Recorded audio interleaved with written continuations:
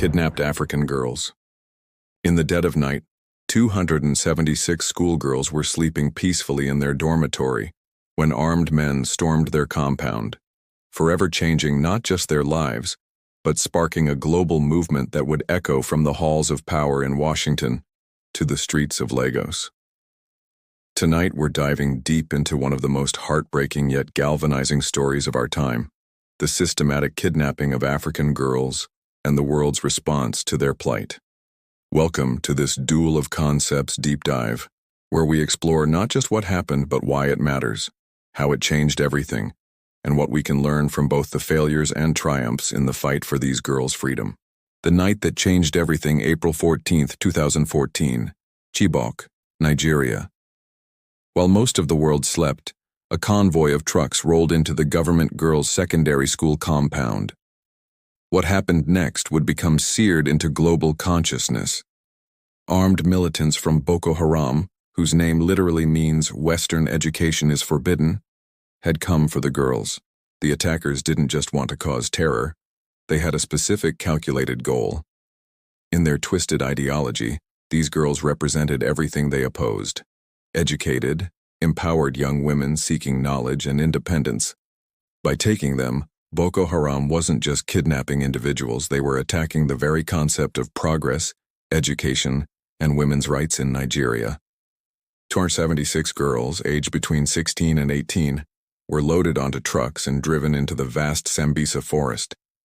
These weren't just statistics, they were daughters, sisters, friends with dreams of becoming doctors, teachers, engineers.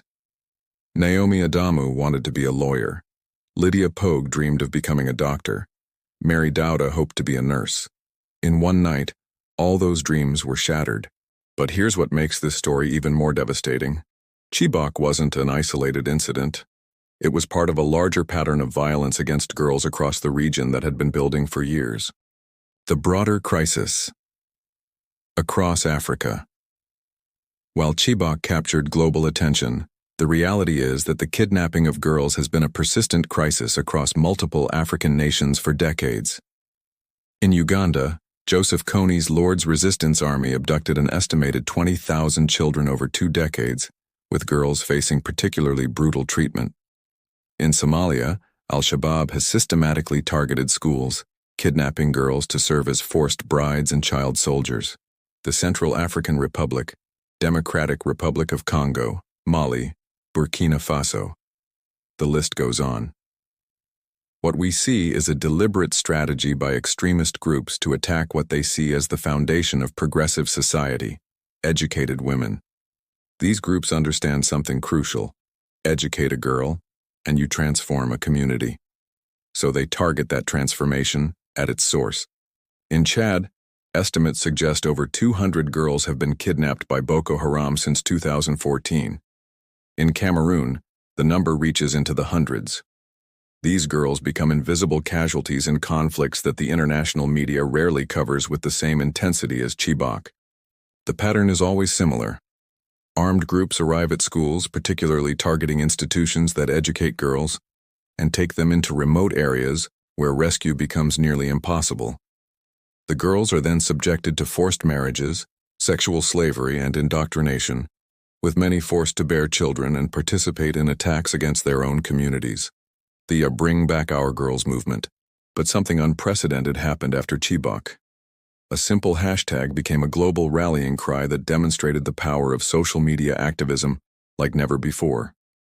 Bring Back Our Girls started with Nigerian women gathering in protest, refusing to let their government ignore the crisis. Dr. Obiageli Ezekwesili, former World Bank vice president, became one of the movement's most prominent voices, leading daily protests in Abuja. Her passionate advocacy helped transform local outrage into international pressure. The movement's genius lay in its simplicity: 3 words that captured both the urgency of the situation and the humanity of the victims. Within weeks, the hashtag had been shared millions of times. First Lady Michelle Obama held up a sign with the hashtag in the White House. Malala Yousafzai, herself a survivor of an attack on girls' education, became a powerful advocate. Celebrities from Angelina Jolie to Alicia Keys amplified the message. Even Pope Francis joined the call. This wasn't just social media noise. It was organized, sustained pressure that forced governments to act.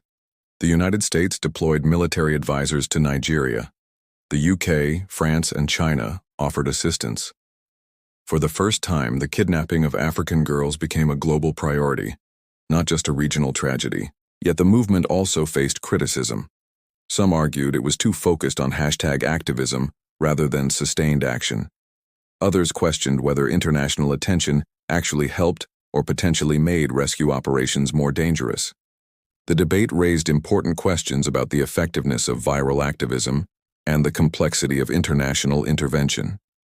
Government responses and international intervention. The Nigerian government's initial response was widely criticized as slow and inadequate. President Goodluck Jonathan waited 3 weeks to visit Chibok, and there were reports of officials initially denying the kidnapping had even occurred.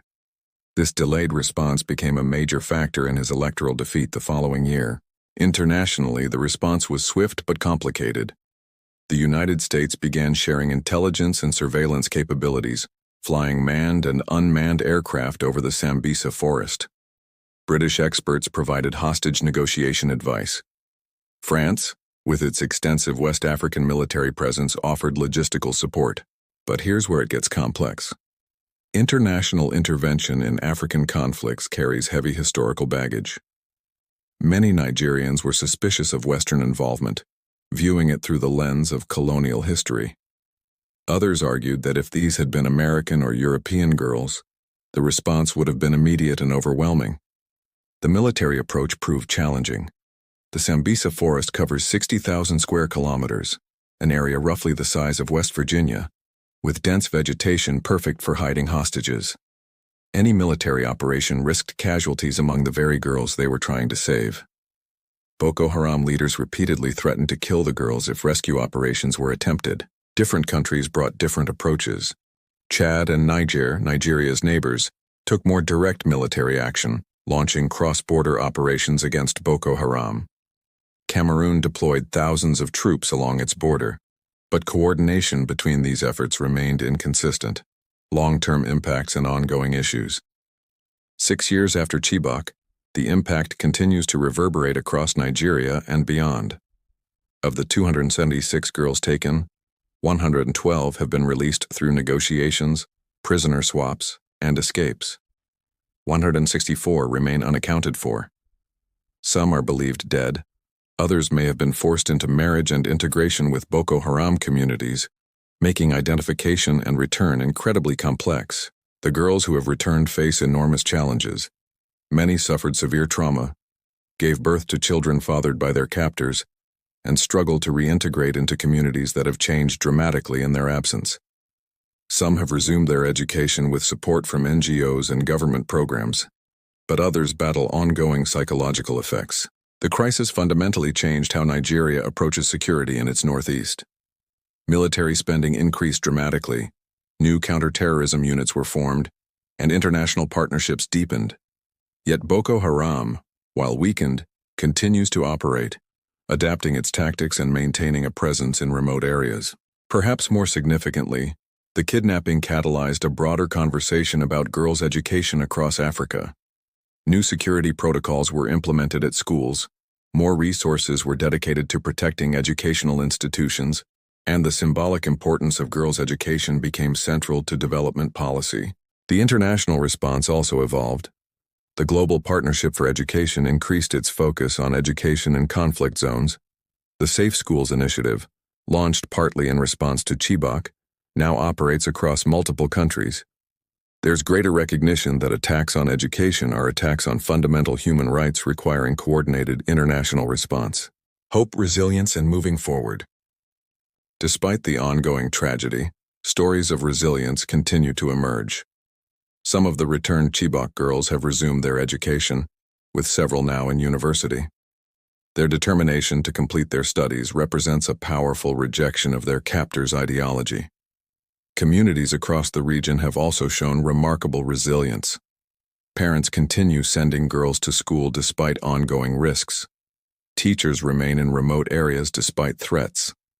Local organizations work tirelessly to support survivors and prevent future attacks.